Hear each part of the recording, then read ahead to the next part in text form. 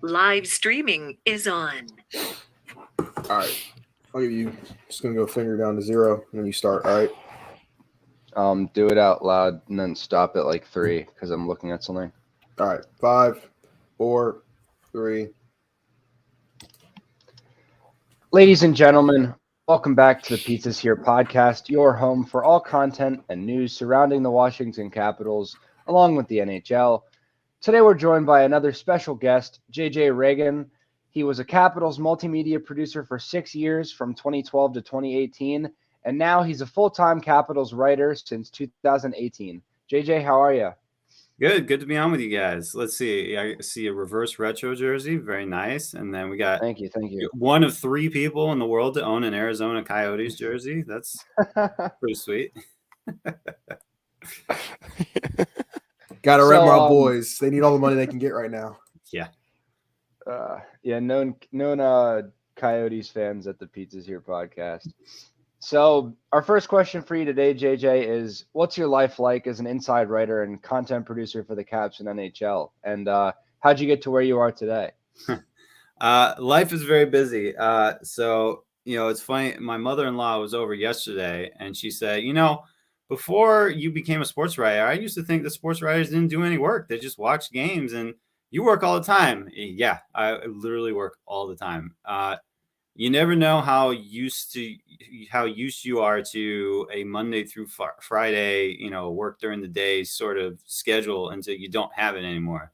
And so life is pretty hectic. It's 24/7. Whenever something happens, you drop what you're doing. And you're right. I had to leave my mom's 60th birthday a little bit early because Kuznetsov re-signed. So I've had pictures of myself with my kid's stroller, and I'm with one hand on the phone retweeting some news that came out. So, it's really busy. It's all the time. Summer gets a little bit slower in August, but then, you got July where there's news pretty much every day for a good 2 or 3 weeks. So it's fun. I love hockey. So it's fun to envelop myself with hockey 24/7, but it is a grind sometimes, especially in the regular season, and especially when you get to the playoffs when it never stops. It is 24/7, and it doesn't matter if it's a holiday, if it's a weekend, if it's nighttime. It's just the news comes when it comes, and so it definitely takes some getting used to, but it is a lot of fun. And how I got into this, let's see. So most people will tell you that you don't need to do journalism in school. You don't need to go to J school. And that's true if you want to do journalism early on, because you can do work for a school paper. You can get internships. I decided I wanted to do this when I was, I think, 25, 26. So I ended up, I started working part-time at what was then Comcast Sportsnet. I went to graduate school at American University for journalism, got a master's in interactive journalism. I got hired full-time after that at what was then became NBC Sports Washington. And being one of the few people who knew anything about hockey, I just started heading in that direction, started writing about it off and on. And then the longer I was there, the more started to become my full-time thing, until finally I just became a full-time Capitals writer, which super cool. This is the team that I followed when I was a kid. This is the team that I followed my whole life. I always loved the Caps growing up. So to be able to write about them and follow them and keep tabs on them it's really cool. That's awesome. Yeah. What are some of your best or favorite interactions that you've had with players in your career so far? Oh, let's see. So, I'll say Nate Schmidt and TJ Oshie are exactly how they seem. When you see them on camera, that's exactly what they're like when you talk to them off the camera. That is their personality. They're exactly like that. So those two can be a lot of fun. Kuznetsov is a goofball. It's hard to get him to talk seriously about anything for a while. But some of the best interactions are some of the one-on-one interactions you get, which unfortunately we don't really get too many of right now, being with the media restrictions. We have to pretty much interview everyone at the podium on the scrum. But I've had a few one-on-one interactions with players. Jonas Siegenthaler. I wrote a story about European players, and I asked him, what's one thing that Europeans find weird about Americans? And he said, I think it's pretty lazy that people get their groceries delivered. And I wrote about that, and I went back to him a few weeks later because everyone's like, we get our groceries delivered. What's wrong with that? And he's like, and he sort of sheepishly admitted, yeah, after that, I started getting my groceries delivered. And it's such a time saver. So that I always thought that was pretty funny. Yeah, I work at a grocery store. So that's hilarious. Like, I so relate with Jonas when he said that. I'm like, yeah, people who get their groceries delivered are kind of lazy, but it's actually a really big time saver, honestly. But what are like your favorite articles you've written so far? Like, what are your favorites that you've definitely like had a lot of memories, a lot of fun writing? I know you just mentioned the one about the European players, but is there other ones that you've had like a great time writing? Yeah, there's two. The European one I thought was a lot of fun because I got a lot of insight on players that I was surprised about. They all think we're terrible drivers.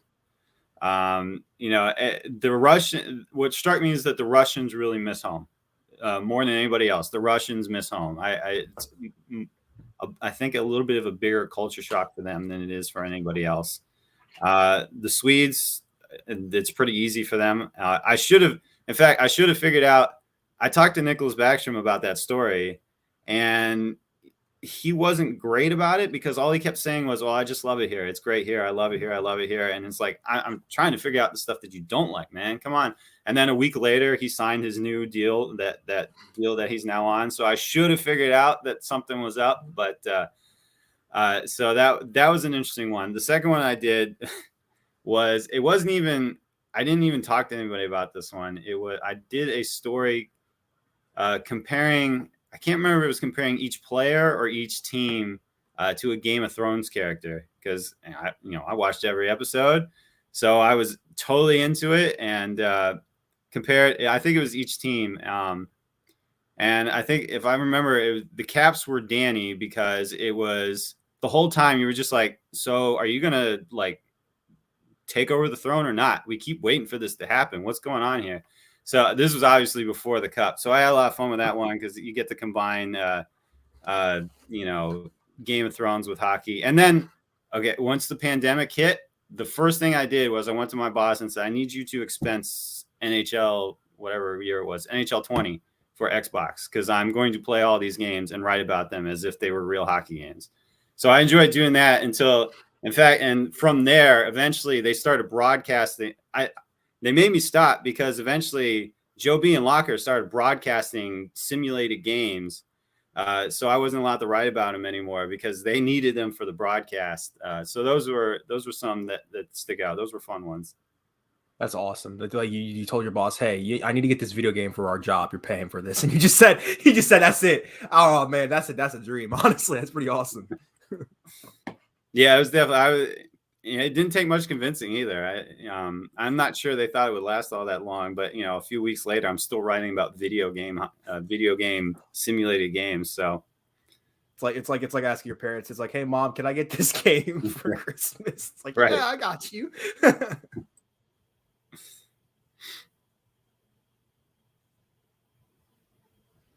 Will, you're muted. we can't hear you. Uh-oh. Yeah, we can't hear you, Will. Unplug your mic and just talk through the computer or something. Here, I'll ask the question and then I'll ask my next question, then we'll go back to yours. So JJ, how were you expecting to do for the Capitals to do this year before the season started? And does that match up with how they've performed so far? So I know they came into the season, it was Stanley Cup or bust for them. And I was nervous about that. Not nervous because, I'm impartial, but I thought this might be a tough season. I thought they would make the playoffs, but I thought it was more likely that they would miss the playoffs than go on a deep playoff run. If you had to give me the choice of the two extremes. So I thought they would have some struggles. I didn't think, I know they got a lot of older veterans. I didn't think that they all would just collapse and start showing their age, but I didn't think all of them would avoid the signs of aging. Somebody was going to take a step back this year, and we've seen that somewhat. Nicholas Backstrom took a while to get back. TJ Oshie struggled. He's been in and out of the lineup. I think Lars Eller struggled a little bit this season, but I know they're in a slump right now, but they've completely surpassed my expectations. The first half of the season, I did not expect that from them whatsoever. They were completely impressive to me, to the point that, yeah, they're in a slump, but there's no real pressure because they're clearly going to make the playoffs. It's just sort of the nature of the way this season worked out. I think they're a little bit lucky about that. We know who the 8 playoff teams are, barring a massive collapse from someone and a massive surge by somebody else. We pretty much know who the playoff teams are. So I would say that they've exceeded my expectations, but obviously the current slump, a little bit of a cause for concern. Yeah, I agree. The first half of the season was definitely impressive, considering how many injuries we had, and Laviolette's rotating so many different guys each in and out of the lineup each night, but somehow they were still able to, at times, be first in the league and first in the Metro with so many young guys. And yeah, we can hear you, Will. Okay, sorry. So many buddy. guys that we obviously we weren't used to seeing, or new guys and new faces. So the position that we put ourselves in through that first half of the season was definitely impressive, considering how many people we had out. Obviously Mantha, obviously Backstrom, Oshie at times, etc. Yeah, I mean, the plan, I don't think Connor McMichael was supposed to play all that much this season. He's been an everyday player. I don't think Hendrix Lapierre was supposed to play at all this season, and he makes the opening night lineup. There are a bunch of players who Lucas Johansson played this year. I never thought we'd see him in the NHL, at least in a Washington uniform. Joe Snively's too. Yeah, Joe Snively's come up. Martin Ferravari has been a regular on the blue line, and coming into the season, we weren't even sure if he was going to make the team. So, what they were able to do in that first half with the players coming in on the lineup. And I know the caveat is that everyone's gone through this. If you look at the man games lost, I don't even think Caps are in the top 3. So yeah, everyone's had to deal with this, but I think the Caps have dealt with it better than a lot of teams across the NHL. Yeah, I'll definitely say shout out to our boy Joe Shiesty, Joe Snively, being an absolute god this week. It's incredible. Also from Herndon, Virginia, which I live like 20 miles from, which is really awesome. That's the coolest thing ever. Yeah, he scored, and my wife's uncle sent me a text immediately. He's like, "Oh my gosh, I went to his dad," because his dad's a doctor. I think his dad's an eye doctor. I've been to his dad. I was sitting in his office, so definitely a lot of connections with Cats fans. That's funny. Will, you're up, buddy. Yeah, am I actually able to be heard now? Yes. Yeah. Yep. Okay, so what was the... All right, go next. All good. What was the experience of the Caps winning the cup like for you? Did you know throughout that playoff run that it was their year, or did it kind of feel like it was just going to be another tragic collapse?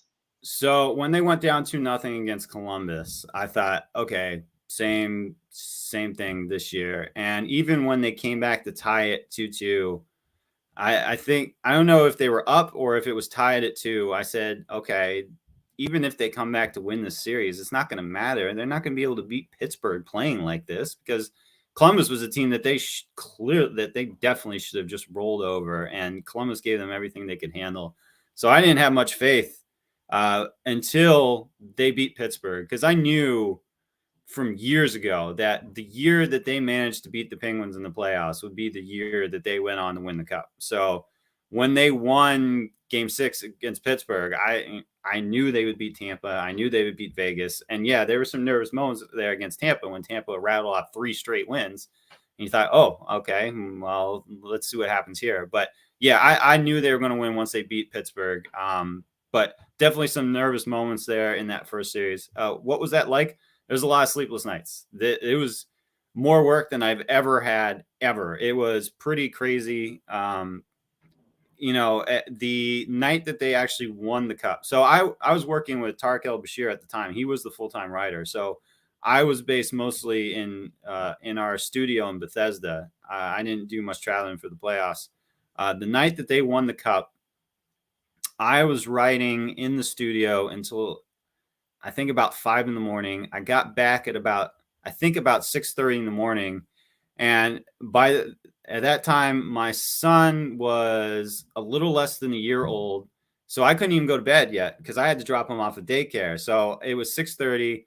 I dropped him off at daycare at about 8 and then slept for about 4 hours and then had, 2 radio interviews.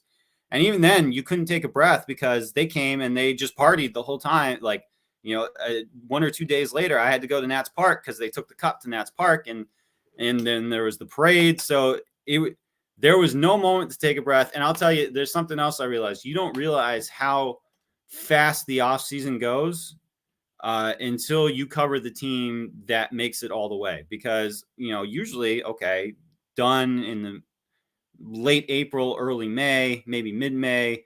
And then you don't have to worry about much until late June when all the off season stuff starts happening. Well, if you win the cup, that stuff happens about a week later. All that stuff starts, and then you got to get qualifying offers out. Then you got to look at the draft. And then, free agency comes right after that. So I really could not take a breath and stop until about midway through July when free agency started to slow down. And then everyone could take a breath at that point. So it was an exhausting time, but man, was that a lot of fun. It's a heck of a lot more fun to see a deep playoff run than have to answer the questions again of a first or second round exit. And then, hey, should they trade one of the greatest players of all time? Maybe it may make their team better to trade one of the greatest players of all time. And you just have to pull your hair out and go, no, like clearly that won't make them better. What are you talking about? So it was nice to have a different offseason discussion for a change. I saw one of those articles from a while ago, actually a couple of days ago, about how the headline was like, would a return to the KHL or to Russia for Alex Ovechkin be beneficial for him and the Capitals? And then it's like, and then someone was asking like, okay, when do we get those kind of articles for McDavid, considering, like unanimous best player in the league, but not winning anything. But yeah, I just don't think McDavid can go back to the KHL. He would have to go back to the OHL. Oh, the KHL would take him, but let's see, the life cycle of an elite star. We're at the point where now the team struggles are all his fault, despite how laughably terrible Edmonton is when he's not on the ice. But somehow all of this is the John Tortorella way of thinking of, he's got to change his game. The greatest player in the world clearly has to change what he's doing because the rest of his team stinks. Mm-hmm. Yeah, that's actually crazy. Like, I don't know what, like, Tortorella, I feel like the idea, even like with Ovechkin, like, he needs to like play better defensively or all of that, and he's like the reason his team is losing, was like, I agree during the cup run he was a little bit better defensively, but he wasn't good defensively. Like, he was still doing Ovechkin things. And yeah, the same is true for the Oilers. When McDavid is doing McDavid things, they're good, and when he's not on the ice, they're terrible. Every player in the league has things that they're good at and things that they're bad at. And Ovechkin is one of the greatest offensive players of all time. He's not great defensively. Would you like to? Yes, you'd like to see less of those, controller unplugged moments where he's floating in the defensive zone for sure. You want to see more of an effort. But when he puts an effort out there, it's much better. But he's still not a great defensive player, and that's fine. That's okay. Everyone has things that they're good at. So I think he's gotten a bit more criticism. It's like, Sidney Crosby, one of the greatest players in the world. He's not a great physical player. That's okay. For some reason, we and probably because one of them is Canadian and one of them is Russian, but one guy gets criticized a lot more for the thing that he's bad at than the other guy does. Will, do you want to repeat your greatest goal scorer of all time take? I mean, I just think like I still believe this. I think if Ovechkin was Russian, there wouldn't be a debate. Like if he was at this Canadian. Or Canadian, sorry. If Ovechkin was Canadian, we wouldn't have this conversation. The difference in the era would just be like very clear to everyone, and everyone would be like, yeah, he's the greatest goal scorer ever. There's no debate. I think you're right. I think there's definitely something to that. There is definitely a tendency to nitpick at Ovechkin's game that we don't have for other players. And I think a lot of it has to do with the fact that he's Russian. Now, luckily he's got the cup, because I think a lot of it stemmed from what happened in the playoffs. So now that he's got the cup, and the funny thing is that now that they're on the backside of their career, Ovechkin's legacy is taking a turn. Now everybody cheers for Ovechkin. Everyone wants to see him score all the time. Everyone loves this chase of Gretzky, even though there is that little nitpick, there are some people complaining about like empty net goals now. Oh, he's just padding his stat with empty net goals, even though Wayne Gretzky has a higher percentage of empty net goals. Yeah, we are padding stats. We don't care. Every Wayne Gretzky goal is an empty net goal. He played in the 80s. That's true. So, we nitpick at Ovechkin's game, and I think it's because he's Russian. We nitpick at his game in a way that we don't do for a lot of Canadian stars, and I think it's because he's Russian. And there are things to nitpick at his game, but there are things to nitpick at Sidney Crosby's game as well. It's just nobody is a perfect hockey player. And the fun part now that he has his cup, and now that he's still an incredible player at the age of 36, is that this is a new chapter of his legacy. It's not just he was a great goal scorer until he hit 35, and then Father Time hit him, and then he was just a decent player and finished, fourth or third in all-time goals list. No, he's still scoring, and it's still great. And this is a new chapter of his legacy, because what he's doing now is absolutely incredible. He's scoring at a pace with guys who are 10 years younger than he is, and it's just something that you don't see. So this is, now that we got the cup and got that out of the way, got that argument out, don't have to hear the stupid white Russian jokes anymore about, no cup, got it. Yeah, we all heard it. You're not clever. Now we got those out of the way. It's fun just seeing and having the debate of how great he is and where he stacks up on the all-time list. So having been with the Caps since 2012, who are a few of the players that are no longer here on the team who you miss the most? Oh, okay. So Nate Schmidt was always fun. I always enjoyed talking with him. He was a fun guy. Let's see. So Matt Niskanen was always good. Sometimes he was a little bit grouchy, but what Matt Niskanen was good for was every time they lost, he talked. When, nobody really has to talk. And when it used to be, when you were allowed to go into the locker room before there was a pandemic, you'd wait outside the locker room. They'd open the doors, and there'd be 2 or 3 players who were standing there waiting for their turn. Maybe you could ask, hey, can we get that guy? And PR would go get him. But most of the players didn't like talking after losses. Matt Niskanen was always there. He was always waiting, and he always answered the questions. Now, sometimes he wasn't happy about it. You could tell he was sour about the loss. But I really respect the fact that he came out and he would talk in those situations, because a lot of players don't like doing that, and a lot of players wouldn't stick around. And, so I have a lot of respect for him for doing that. Otherwise, Joel Ward was always good. He may have been, I think I caught the tail end of his time in Washington, but he was always good to talk to. So yeah, hockey is different than most of the other professional sports. These guys are just good, genuine dudes. They're easy to talk to. So, it's rare that there's like, oh, gosh, I hate talking with that guy. You don't really have those many moments. Most of these guys are just good dudes to hang out with. Yeah. So we talked about him. Obviously, Ovechkin. He's scored a decent amount of goals. 4th all time now. Yeah. Yep. So is there one that you personally think is your favorite? Obviously, there's a couple that come to mind. The on-track goal against the Coyotes, the off the boards and past Carey Price for the Canadians. Is there any goals that you think are your favorite, or are you do you like one of the more common ones? The Carey Price one, that was my all-time favorite. I know everyone talks about the Arizona goal, and yeah, that was incredible. But the Carey Price goal was absolutely unreal. To knock it off the boards, to swing around, and then finish off that goal, that was absolutely incredible. I think now I've seen him do the Arizona move before. I know it seems like physically weird to sort of picture. So I can't say that it's just luck. Like, he can literally just do that. He can swing his arms around like that and get the ball crazy. So I can't just dismiss that as luck. But in terms of what is the harder play to make, I think the better skilled play is that tapping off the boards against Roman Hamrlik, who later became a Capital, and then taking it in off one of the best goalies in the world in Carey Price and being able to score that goal. That one is my all-time favorite. Unfortunately, I was walking from the bar back to my room in college And I got a phone call from my friends saying, "Oh my gosh, you will not believe what just happened. You have to go see the replay of this goal. I hope you were watching this goal." So I went back and saw the replay. So unfortunately, I did not see it as it happened, but I went back and watched it and said, "Oh my gosh, how did he do that?" So yeah, that one is definitely my favorite. Yeah, I've tried that move a few times in men's league. It doesn't always look as smooth as he did it though. you tried it against me when I played against you, and I just swatted it back down the fucking I don't boards. believe that. No, you failed against me.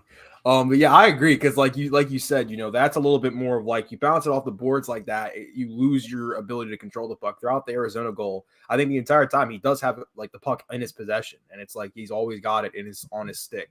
So whatever he's doing with it, he at least has control of it. Like that is like if I bounce it off the board, someone could be on either side and could just punt it away. But that's like it's impressive. It's one of the coolest goals of all time, in my opinion. Like honestly. Definitely. And like you can see the thought process too. Like he planned that the whole way because he taps it off the board. He immediately stops and he spins. Like, so he knew exactly what he was doing. That was just the hockey IQ there to be able to pull off a move like that is pretty incredible. Still waiting for someone to pick that New Jersey toe drag. I love that goal. I love that goal. That's like one of the best. Is that the Dangalicious one? Yeah, that goal is so good. That's a good one.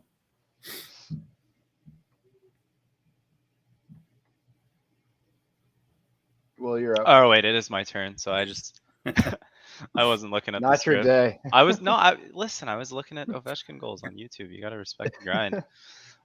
So the Metro has been kind of all over the place in terms of like the top. You've got the Hurricanes, and then you've got the Penguins, the Rangers, and the Caps kind of shuffling around a little bit more solid as of late. But how do you see the Metro finishing out this season? Where do you expect everybody to line up? Yeah, so that's going to be the top four. Nobody's going to threaten for that. I think for a while, the Islanders had so many games in hand, people thought, all right, here come the Islanders. But you have to actually win those games, and that's been trouble of late. So I don't see any surge coming from Barry Trotz and those guys there. Carolina's going to win. They're gonna finish atop the division. I thought they were the team to beat the whole year. I'm not sure what I think of them in terms of a playoff team, just because their question mark has always been goaltending, and Freddie Anderson has been absolutely incredible this year. But we'll have to see what he's like in the playoffs. But yeah, they're going to finish first. The Rangers, I don't know what to make of them. Because they're an okay 5-on-5 team, but a lot of their success has been the fact that Igor Shesterkin might already be the best goalie in the world. He is absolutely incredible. Now, the thing about the Rangers is that they're probably going to load up at the trade deadline. They're going to get guys. They're in just about every rumor that you hear. So they're definitely shopping. They're going to be a formidable team. Do I think they catch Pittsburgh? Probably. So I would probably say Carolina 1, New York 2. Pittsburgh has some momentum right now. They have fewer question marks than the Caps, so I would say they're number 3, and then the Caps will probably stick in that wild card spot there at number 4. So, the only change from the standings right now, I think New York will catch Pittsburgh, drop them down to number 3, but I think that would be the top 4. Do you see the Capitals going as the wild card 1 or wild card 2? I know we'd rather be the wild card 1 because I don't want to touch Florida.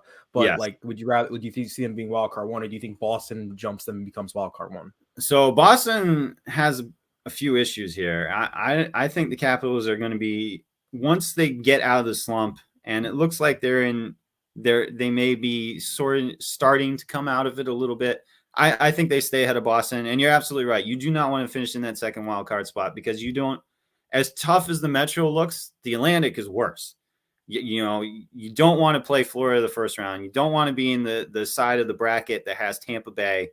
Toronto, we'll see if they're legitimate this year. But, yeah, I don't want anything to do with Florida or Tampa Bay in the first 2 rounds. So I think they do finish in the first wild card spot because I have a few questions about Boston at this point. That's tough too because you got Carolina. But, it gives you a chance to test Freddie Anderson and see if he's for real. Yeah, it's I'd not love just Florida. to see the Bruins get shit kicked by Florida. That'd be hilarious. The Bruins can win in the playoffs. No, they can. Will, they're one of the best 5-on-5 teams Will. in the league. I'm not saying I would bet on them, but I'm saying like you can't just count the Bruins out of any series. Will, they have one line. They're That's going just against not 4 true. first lines. That's in not Florida. true. That's not true. Oh man, they got Eric Halla on the second line. I'm so scared. Taylor I mean, Hall if you and look at Costa have been the on the second analytics, if you line. look at the analytics, they love the Bruins Man, 5-on-5. analytics, I don't care. Mason Marchman is a first line playing at a first line rate right now. The Panthers are going to smoke them in 4. I think Like, they'd probably win in I don't 5 or think 6, it'd be in but 4. I don't think it'd be in 4. I don't think it'd be so easy. well, I mean, it's also not just the Panthers. Like if you get stuck in that Atlantic bracket, you're also if you somehow by miracle of God beat the Panthers, you're gonna have to face either Tampa Bay or Toronto afterwards. Well, yeah, which is that's like- not what we're debating. oh, the though. Caps would We're- get shelled in the Yeah, Atlantic. we would They get- wouldn't we make would it get past the waxed. first round. Yeah. We'd get waxed by Florida. We'd probably get waxed by Tampa. But We'd get waxed Nah, by we'd beat Toronto I think too. we'd We'd be beat the Tampa. team I that think we'd beat breaks Tampa. Toronto's streak. I think we beat Tampa and Toronto. I think Panthers would probably beat us. whatever team, whether it's this year or 30 years from now, whatever team that loses to Toronto in the finals, that gives them their first cup in however long, they're going to be like the Warriors blew a 3-1 or No, 3-1 you'll never lead outlive meme that. for like the next for a long time in the hockey community. They're going to be like the bottom. They're going to be the ones getting curb stomped in the media and in jokes for 50 years. I'll That'll be just say funny. this real quick. If not in this universe, there's a parallel universe where the Capitals lose to Toronto in the first round, like in the next year or two. We almost I'm did in 2017. convinced. We're gonna be that team. We almost lost in 2017. We were down 2-1 to the Leafs when they were actually like super young. Like that's what was Matthews, Marner, Nylanders, all their first years, and they were smoking us in 3 games. Yeah. So JJ, I got a couple for you on this. So Yep. let me know who you have winning the Hart, Vezina, Norris, and the Rocket. Just I guess one by one. So who do you have winning the Hart? Yeah, the Heart's a tough one, and I'm writing about that for tomorrow actually. So I just before Sneak I peek. got on, I just started looking at this. If I had the top 5 I would have right now are Ovechkin, Draisaitl, Kadri, McDavid, and Shesterkin. And I'm not You even gotta sure have if I like that Huberdeau far. in there. I'm not even Gotta sure have if I like that. Huberdeau. So Huberdeau is playing great, but the thing is, like, it's the most valuable thing. He's playing great. He's having a great season. He also plays on a buzzsaw, and that's the same thing with Nazem Kadri. Like he's the leading scorer on an all-star team. So is he the most valuable guy? The reason why I put Kadri in there was because Nathan McKinnon keeps coming in and out of the lineup, and Colorado doesn't seem to miss a beat. And I think a lot of that has to do with Kadri. But you could also say a lot of that has to do with Cale Makar. So I don't know. Like it's too close to call right now. I thought, ask me if you'd asked me 2 weeks ago, I would have said it should be Ovechkin by a landslide because of what he's been able to accomplish with how many players who have been out of the lineup. But he's gotten a little bit cold lately. He's got 7 goals in 2022. We are now February 20th, and he's got 7 goals. So he's slowed down a little bit. I'd still put him in the top 5 at this point because, like I said, with how many people the Caps have lost this year and where they still are in the standings. But I hate being the cop-out guy, but I think that one's still too close to call for the Hart. If you had like, or us talking about this like a few weeks ago or a month ago, I think Ovechkin was on the top of a lot of people's lists, obviously, especially us because we're biased. But like you said, he's been a little bit colder than he was at the start over the last month or so. So like McDavid's got 71 points right now. Ovi's at 62. So, as much as the he's 36 argument helps, if he's 10, 15, 20 points below the people in the top, then, it's not likely. But and Edmonton, regardless, it's impressive. Yeah, Edmonton, while they were slumping, you thought, okay, if they don't make the playoffs, you can't put McDavid or Draisaitl in. And I'm not one of those guys that's just like automatic disqualifier, but you have to be so far and away ahead of everyone around you that, I'm not sure that's where they are. But now that they're a playoff team again, it's hard to have 2 different players from the same team and say that they both should be considered the most valuable. But that team is so terrible when they're not on the ice, like laughably terrible when they're not there, that you have to consider both of them because just they are, without those 2, they are a lottery team. They are awful. It's crazy how every year we think this is the year that they're going to load up and change that team in the offseason. And they come up with pretty much the same roster every time. And somehow, Mike Smith got injured again? Who could have seen this coming? So, you have to consider those guys. But I'd still put. Let's see what happens down here the stretch. I'd still put Ovechkin in my top 5 for now. If he gets hot again, I think you still have to consider him. It's insane So to me. Sorry, go ahead. I say it's insane to me that like you've got teams like New York making a trade for Pavel Buchnevich, or not New York, sorry, St. Louis, going out and getting a guy like Buchnevich, and look at the difference he's made. You're telling me Edmonton couldn't have offered more than Sammy Blais in a second rounder? Like, Ken Holland is it's just, or sorry, Hey, don't Holland's the worry, GM, guys. They right? have Duncan Keith to let in 3 goals. Yeah, in the like back end every what game. were they thinking? Yeah, Like, it's actually crazy that you're throwing away the greatest player of his generation. I do consider like sports generations, like Crosby, Ovi are one, McDavid's another, and like the second or third best player of the generation. I mean, I'd take Matthews over and McKinnon over, but yeah, like it's crazy. It's insane that you're throwing away this talent. Yeah, Duncan Keith was one of those moves that pretty much everyone just said, okay, And Ethan sure, Bear. let's see how that works. And Ethan Bear. I mean, Ethan Bear was arguably their best defender, and then they just tossed him. But so you already pretty much told us who your Vezina pick is, and I think every one of us agrees with you on Shesterkin for that. I think Saros and Markstrom and other people have arguments, but I think Shesterkin is right now it's his award to win. So unless you disagree. No, Shesterkin has to be the guy. I mean, if I'm putting him on my heart ballot, then yeah, I definitely think he should win. Yeah. So much of Definitely. New York's success this year is on him. And I mean, remember in the offseason, that was a team that we all looked at where they just went insane because of Tom Wilson and clearly made their roster worse. And somehow they're still surging up the standings. And that has a lot to do with Shesterkin. If you peel back and look at the analytics, they're not as good as where their record says they are. It's got everything to do with Shesterkin. So who would you say right now you think is winning the Norris? The Norris I would give to Cale Makar. I think he's been absolutely Good incredible stuff. this year. Good shit. Thank you. Victor, maybe that is some Victor Hedman fatigue a little bit because I think there's an argument for him too. I mean, he's an incredible player, but to me, it's got to be Cale Makar this year, especially like I said, Nathan McKinnon in and out of the lineup a little bit. And that team doesn't seem to take a step back. A lot of that has to do with Cale Makar and how incredible he has been on that blue line. Yeah, I completely agree. Cale Makar is my pick right now. I also do want to mention, though, Darcy Kemper has been a lot better as of lately. He started off the season a little shaky, but he's definitely stepped it up a notch. So that's I think good I for could be a them. 500 goalie on the Avs. I just stand there, you know. Just stand there. That's I it. mean, I'm like one fine. shift where Jack Johnson Yeah. comes rolling down, you're like, oh, we're in trouble. But then everybody else comes out, you're like, oh, no, we're good. I'm Yeah. good. Jack Johnson scoring a clapper for me in the sim episode after this. Just wait.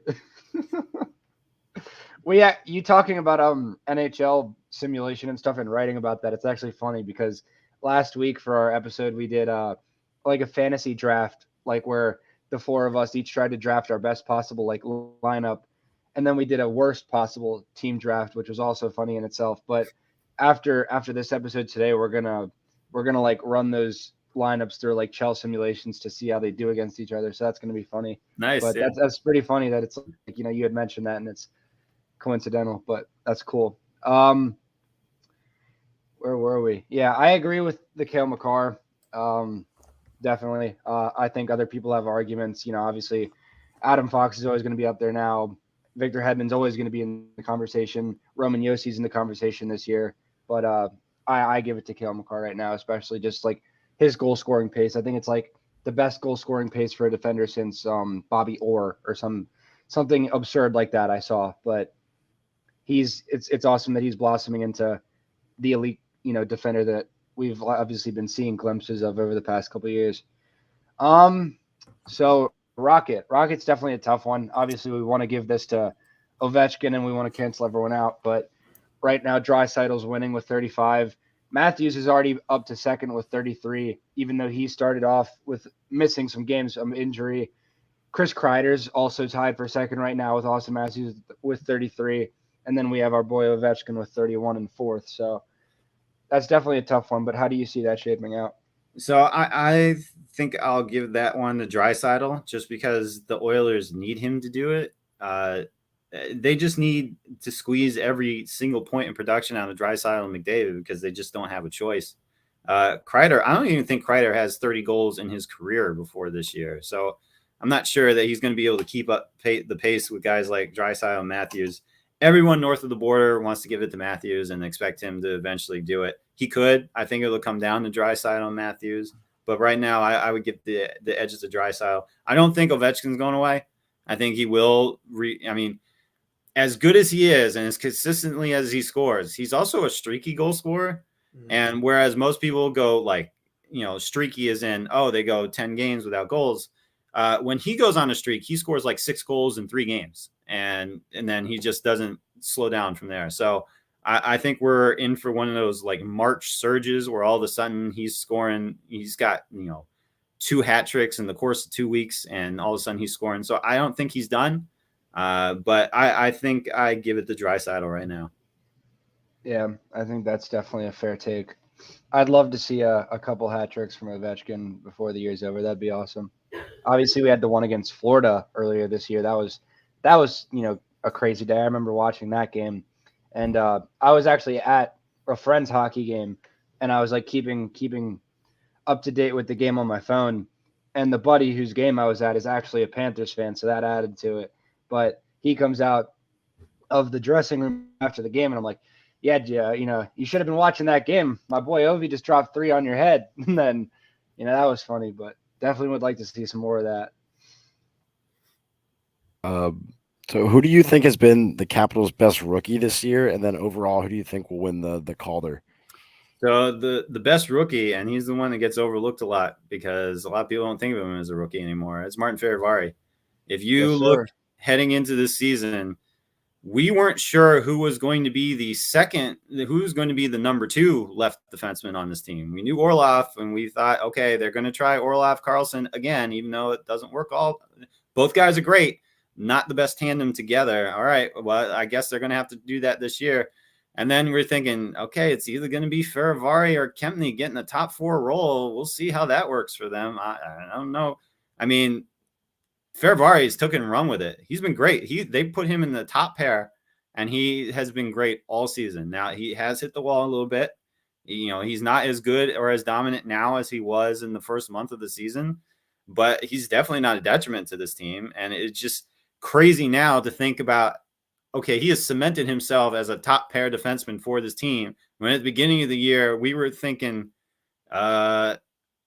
he's probably going to be on the 3rd pair, and we'll see if that's too much for him right now. So the fact what he's been able to do this year is pretty incredible. I know it's not as flashy as the Sniveleys or the McMichaels or Protas, but just very quietly doing a great job of pissing people like Sidney Crosby off, who decides to body slam him into the boards like we saw that one game. So definitely Martin Ferravari from me. Yeah, I think it's impressive that like Martin Ferravari is currently making the least amount of money on the Capitals back end and is playing top line minutes, which is incredible. As I've always said this, I'm like, the fact that Martin Ferravari is like a rookie under consideration, you're always like, he's a rookie, like he plays such a great game, and it's like he's only like 20 or 21. He's going to get so much better, and like this team has found another defenseman to just kind of be like, here you go, you're going to get top flight minutes for the next 5 to 10 years.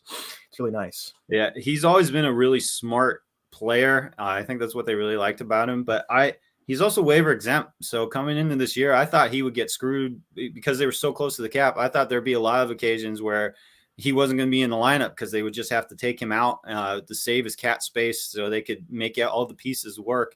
And then, a few weeks in, you're starting to realize, boy, they can't afford to take him out of the lineup because he's been that good for them and that steady of a presence on the blue line. So really impressed with what he's done this year.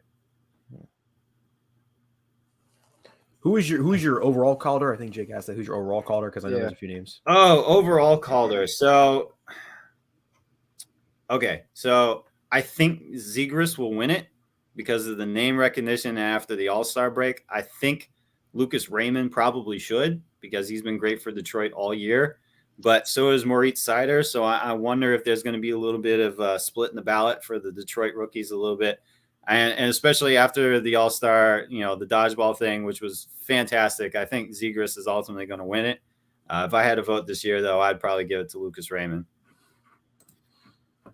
Yeah, I think like any of those three are pretty good because like the Detroit rookies have been incredible this year. And that's like the first wave of those young Detroit guys. They're going to start coming up and be like, oh, great, we're doing another dynasty thing. But speaking of young guys, Hershey has a lot of young players. Some have played a little bit this year, like the Protosses, the Garrett Pilons, the AJF. Is there anybody in Hershey right now or anybody who's on the Capitals right now that hasn't gotten a lot of playing time that's one of the young guys you think is going to like you're excited for, that you think is going to come up and really just become like an interesting player for the long-term future for them? Well, I mean, if you say interesting, I'm really interested in the type of player that Protas is going to become. I remember when they drafted him, there wasn't a whole lot of talk about him. 3rd round draft pick, and I watched him play in that first preseason game, and I loved everything about him except his skating. It looked like a duck on skates, and I just thought, okay, well, he's got all the other talent. This guy's way better than I expected him to be. Let's just see. His skating has improved tremendously. Every time he goes into the lineup, he does something good. I really like him and what he can be. I thought ceiling would have been 3rd line center. I think he could be a middle 6 player.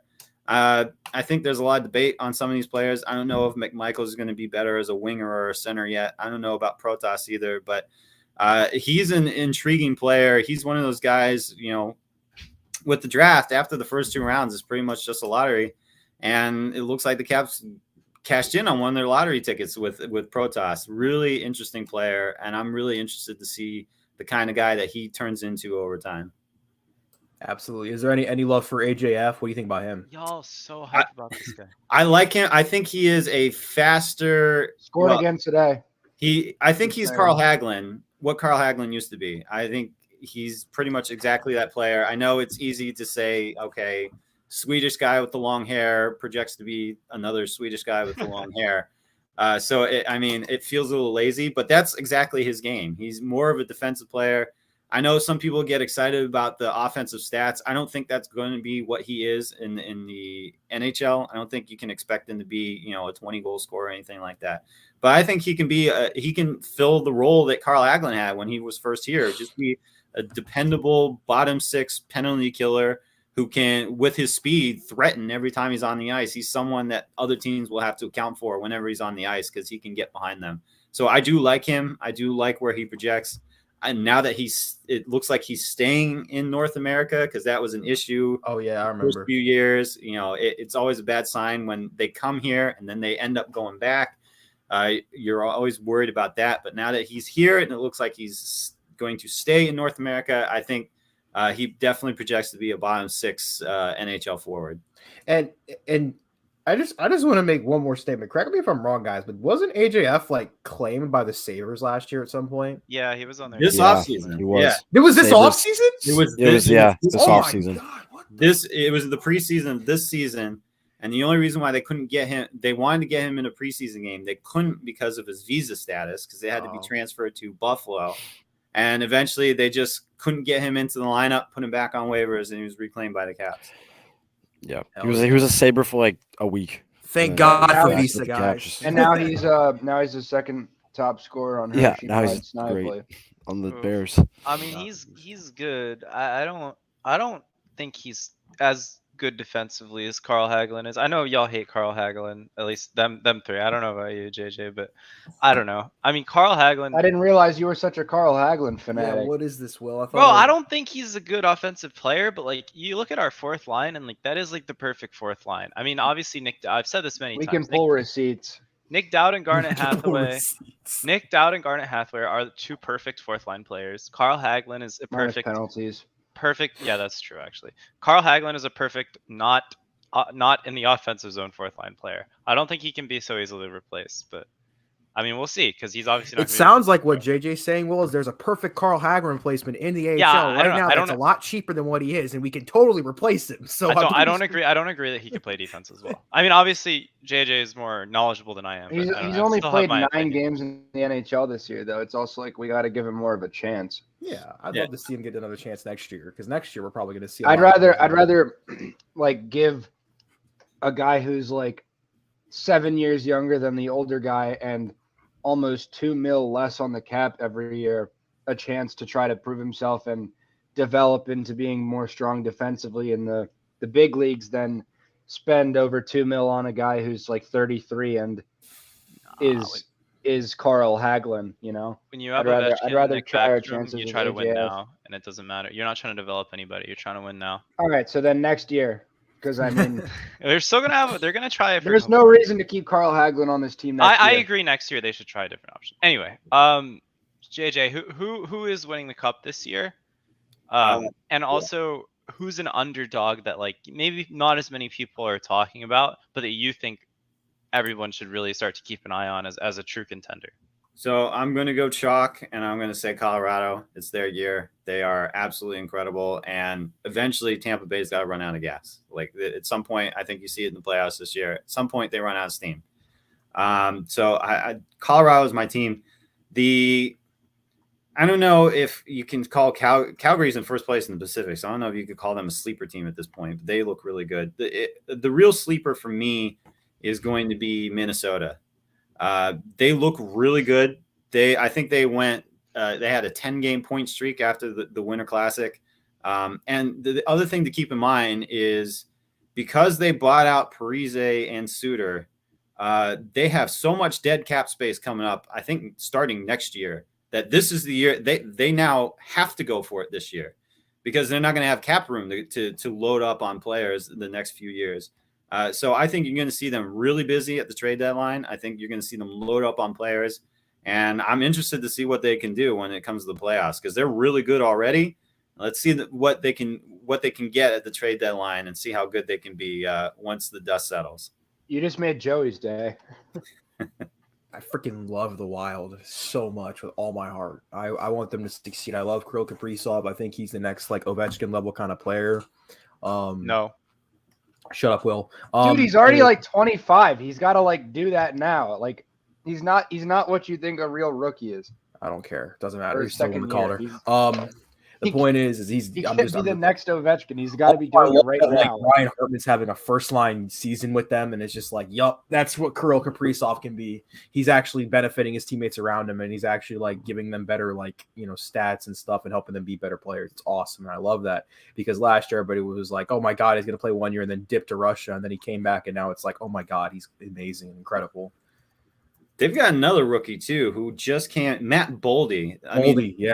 The dude scored a hat trick, and I think his 12th NHL game. Like he is really good. So And they still haven't had a Rossi play yet either. The young guy that they're My really. Chell player did it in his first game. Not that impressed. I think that the good news for them is they do still have that young pool of talent. So like you said, the whole cap issue is going to be a problem. But I think next year they're going to have a lot of young guys step up, and I'm excited for the Wild at least this year. It's exciting. It's pretty interesting. What about what other team I was thinking about? What about Anaheim? So Anaheim, they've cooled off a lot, and they're in a race in the Pacific. And right now, I don't have their schedule in front of me, but they keep losing. I think they've lost 4 of their last 5, and to bad teams too. I mean, you're in a tight race with a team like Los Angeles. Los Angeles keeps winning, and right now Anaheim keeps losing. I think the future is bright in Anaheim because you got guys like Trevor Zegras, who is absolutely incredible. But you also have one of the best goalies in the league in John Gibson. He's not going to want to sit around for you guys to rebuild for too much longer. So I think if now's not the year, and it might not be, I think you're going to see them go all in next year and try to, because I mean, Vegas is the cream of the crop in the Pacific, but otherwise that's clearly the weakest division in the NHL. I think you could load up and make a serious run, but I think that time will be next year for Anaheim. Yeah, I agree. I think Anaheim's sort of your way. What's interesting is I think we don't realize this. LA is just kind of floating around there at like 3rd and 2nd place, and they're like, you just don't hear about them. A team that's won 2 cups the past 10 years are just like, oh yeah, LA is just chilling out in like 2nd place right now. It's like I think the biggest issue with like those 2 teams, like you said, they're very young. They got a lot of young players, and I think next year you're going to see LA and Anaheim both take a step forward. Yeah, but fortunately, now it's time for our lovely Manscaped read. It is my turn again. ladies and gentlemen. So get your ears ready. Exciting news across from our friends at Manscaped.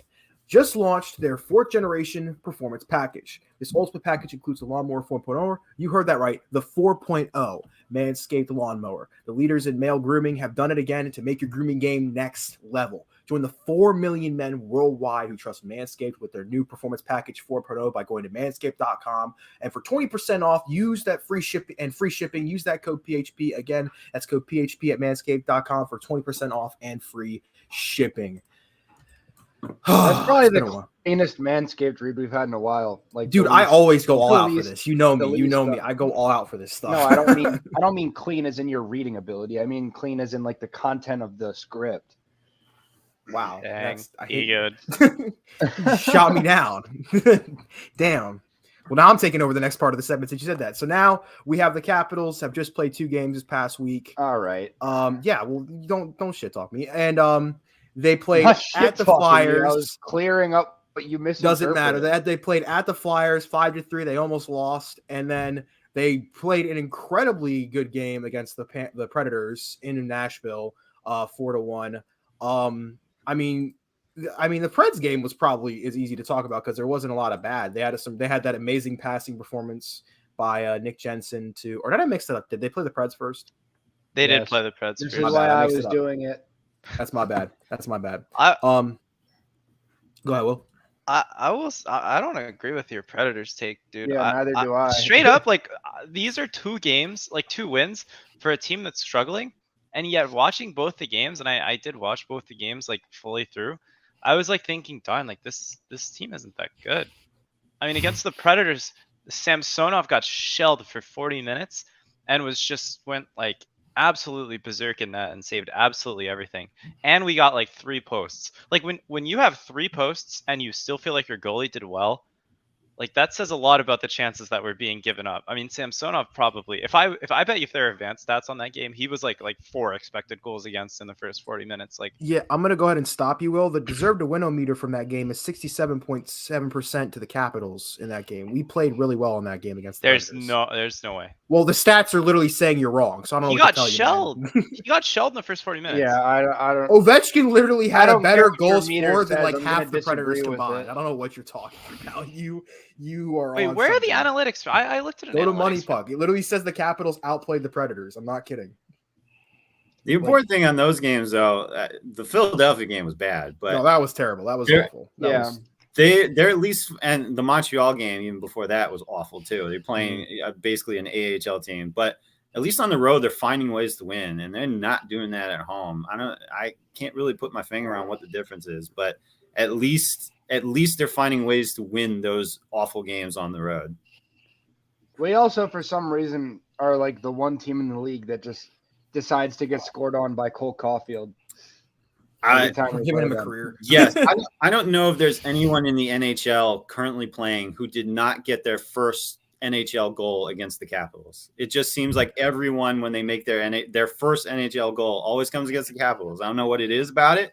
I don't know why they always give it up to those rookies, but it just I don't know if there's a player in the league who did not get their first career goal against the Capitals. Nathan McKinnon's first career goal was on us on a power play with a Tom Wilson penalty, which is funny to think about. Hold on, I'm sending you the stats, Will. I mean, I use natural stat trick, not Money Puck. But Well, that's why you're wrong. So Dude, okay. the Preds outplayed us. It's no, they didn't. what do you think we did better than the Preds in that game other than the scoreboard? Well, I mean, they scored. Then they had So a good you have power no play. The argument. power play played really well against the Predators. It wasn't terrible against the Flyers. Oh, it actually kind of was. I mean, Yeah. I think it's not like what JJ said. I mean, I'd rather them just find ways to win because that's going to benefit you down the stretch with all We these shouldn't young have players. to on find the ways team. to win against teams like the fucking Flyers. That's the They're our problem. goddamn Yeah. rival, EA. We always hated each other. It literally started getting violent for no It reason. doesn't matter. The Flyers are not good this year. The Flyers are We- literally we dogs. shouldn't Well, we lost struggle- the we Senators shouldn't on home, struggle so I don't. against I mean, them. like, what do you want? We You want us to shouldn't lose? struggle Go, against go. teams like the Canadians and the Flyers. I mean, I know we're good away and we're winning away, but still, like, we should be losing to those teams. And what We we've didn't scored- lose. We won. Well, win. We lost We against the shouldn't Canadiens. struggle. We lost against the Senators. That's the concerning. home slump is something that's genuinely confusing to Yeah, me. It's not that a is sense weird. of like, We're like 'cause we're better on the road than at home by a lot. I It's think on home weird. ice I think we outplayed the Senators, and then we just had like a terrible like they got like the third goal they scored. That was the goal that like it was the goal that was Samsonov. It was coming back. I think it was. I don't remember. Oh, it was the what's the guy's name? Barnstrom or what's his name on the Senators? It starts with a B. He's like Brandstrom. He was like coming back on the rush, and like out of nowhere, he takes a shot with a defender screening Samsonov, and Samsonov just completely misses it. And just like you're just like, how do you mess up that goal? Like how does that how does that happen? It's so crazy. And like I feel like at home we're just like that. I feel like we're just like that one game away from breaking out of the slump. Like it really, because against the Oilers before the All-Star break, we didn't have like half of our team because like Ovechkin was out and all that stuff. And we just like we almost beat them. We played really well. It was one bad like PK like penalty our power play that just like cost us the game. And like we're playing good, we're doing good things. It's just like we're making like those one mistakes. And if you eliminate that one mistake late, I guarantee you we'd win those games. Which like you may be saying we shouldn't be in those